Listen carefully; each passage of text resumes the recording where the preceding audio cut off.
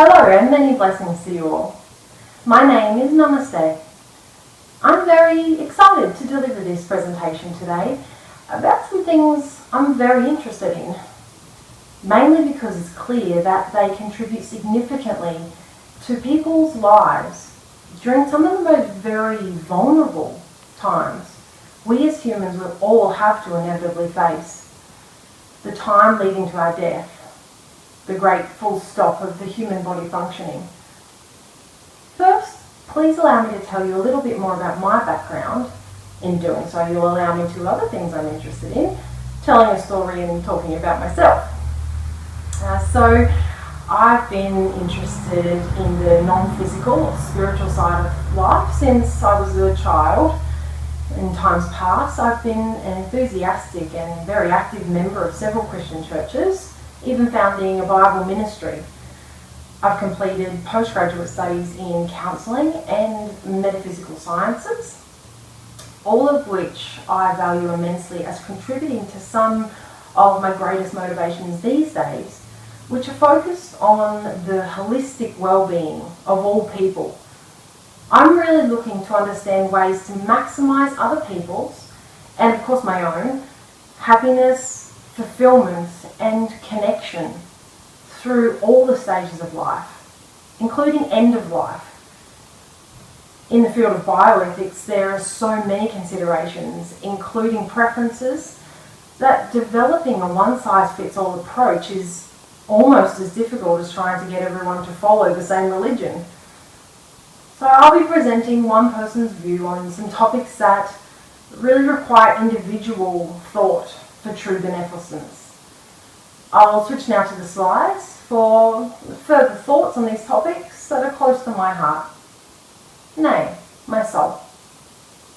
What I'm looking to address as a thesis of this presentation is that the contributions of pastoral or spiritual carers to end-of-life wellbeing is significant, and continued research will ensure that public health resources for these services is going to maximise greatest benefits for the greatest number of people in Australia. I suggest end-of-life care is a bioethical issue where many aspects of autonomy, non-maleficence, beneficence and justice come into context. This is also of public health significance, not only because public funding is being allocated to these services, but because if delivered to benefit the most people, medical practitioners would be assisted to provide best care and patients would be having more time with a caring professional to assist them dying in a way that's meaningful to them. So some of the literature for this presentation is firstly La Trobe University's own Dr. Lindsay Carey, who's a leader in the field of bioethics and pastoral and spiritual care.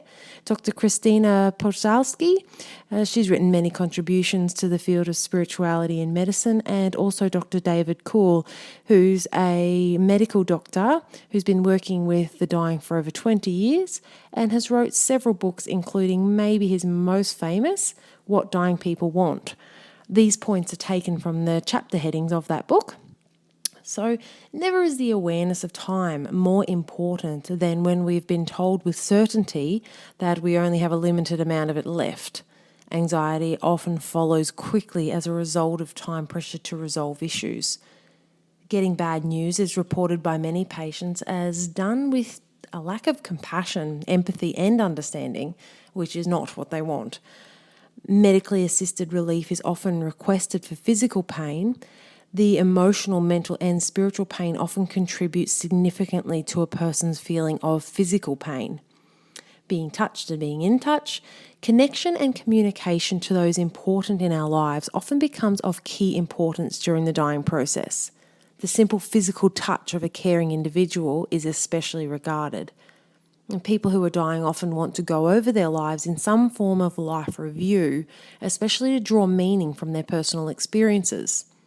Most people want to know the truth about their experiences leading to their death, and we want to know that we're a member of a group that we feel personally connected to.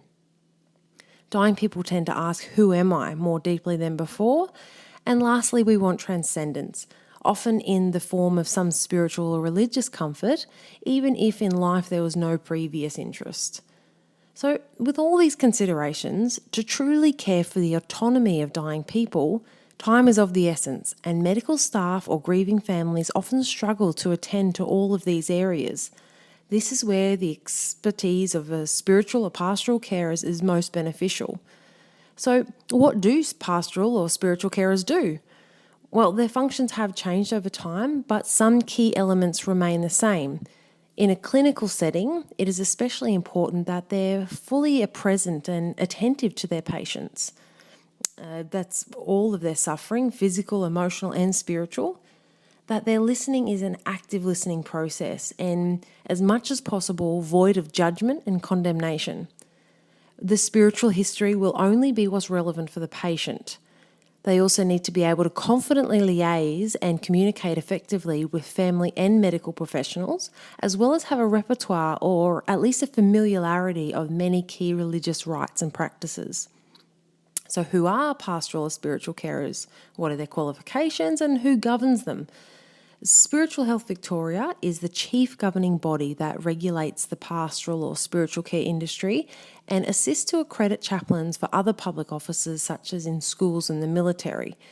Any employment in the field will require further endorsements from their religious organisation that are approved by the Spiritual Health Victoria.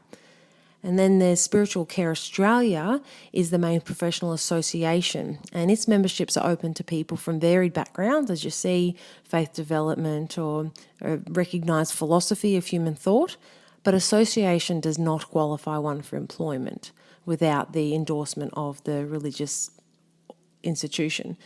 So anyone who goes on to do this work really generally has a sense of deep commitment to it.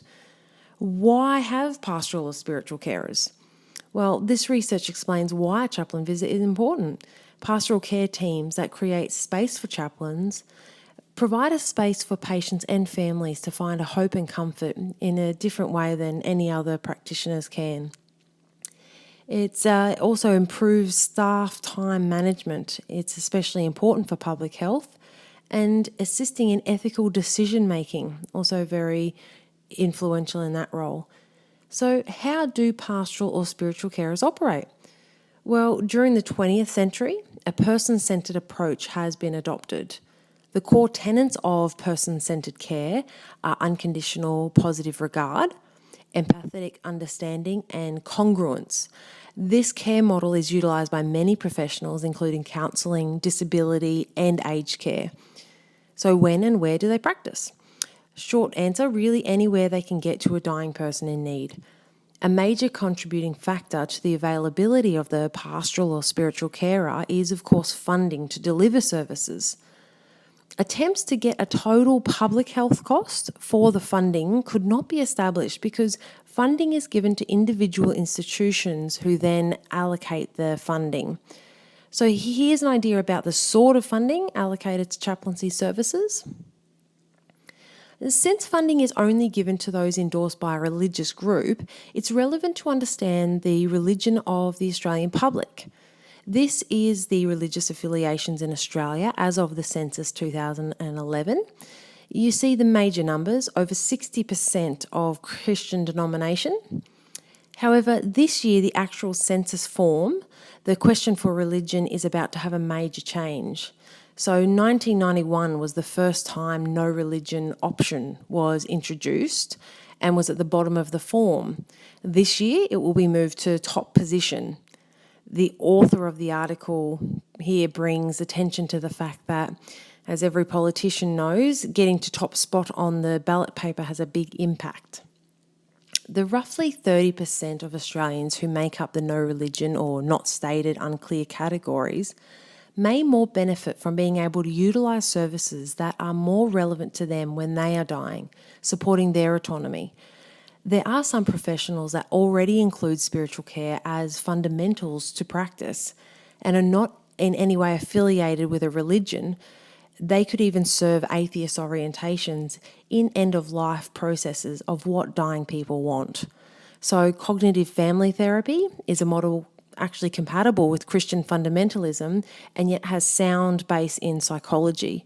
There's also mindfulness-based interventions, yoga, dignity therapy, meaning-enhanced therapy, that all these methods are also proven to enhance not only a person's mental health, but a connection spiritually.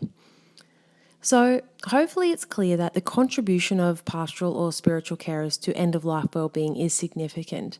Further research may ensure that resources can be used to benefit all Australians to have a meaningful and supported death.